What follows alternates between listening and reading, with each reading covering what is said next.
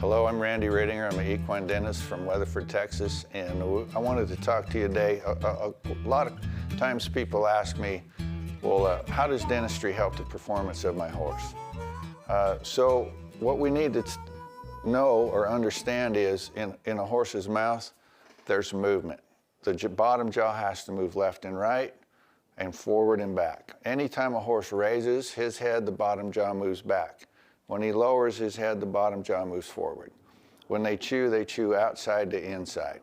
When you put a bit or a bridle on them, that jaw has to move. When a mouth gets out of balance, performance-wise, it inhibits the movement of that jaw, okay? So we want to talk about having balance in the horse's mouth, where this is the TMJ joint, this is the molars and the incisors. So anytime that this jaw moves left or right, or forward or back, I want this to stay together. It's called three-point balance.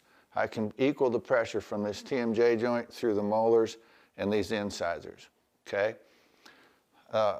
That's for sure, that movement has to be in a horse. When a horse gets in a situation like this where you have a wave complex, a big ramp, then that restricts that movement. And when you put your bridle in your bit, it goes up here. When you turn or want to stop your horse or make him bit up or bridle up, all this has to pass over each other. It's not so much that it hurts the teeth, but your TMJ joint is a really important area. It's held together by tendons, muscles, fibers, ligaments. These can dictate the placement of this joint, or they'll have this joint stretched out too far and maxed out. So then when you start to turn your horse, it causes a lot of pain in that TMJ joint, okay? Another thing that happens on young horses, let's say, you have wolf teeth, not to be confused with canines. Sometimes wolf teeth will be up here, sometimes they're on the bottom, sometimes both. When you pick up on your bit or your bridle, it takes the soft tissue or the corner of the lips, pinches it into this wolf tooth and cuts them, makes a sore and a hole, and then they fight and throw their head. Then not to mention you have real sharp edges all the way back through the sides, okay? And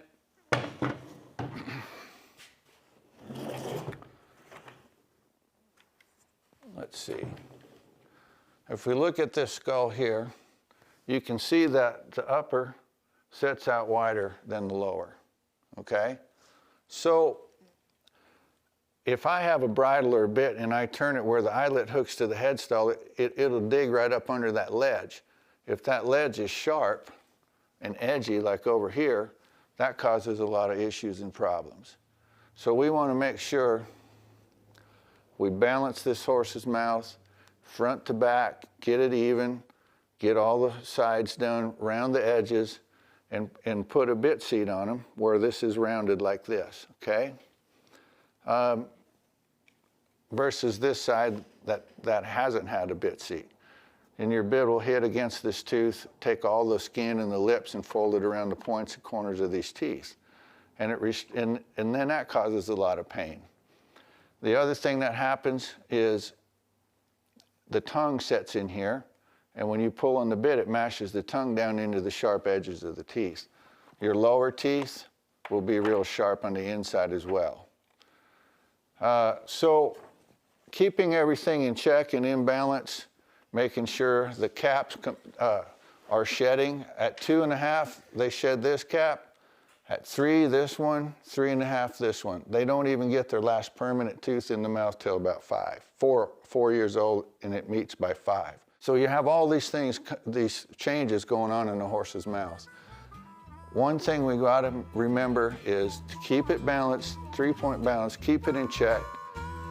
Make the mouth so that jaw can move left and right, forward and back as his head raises and lowers.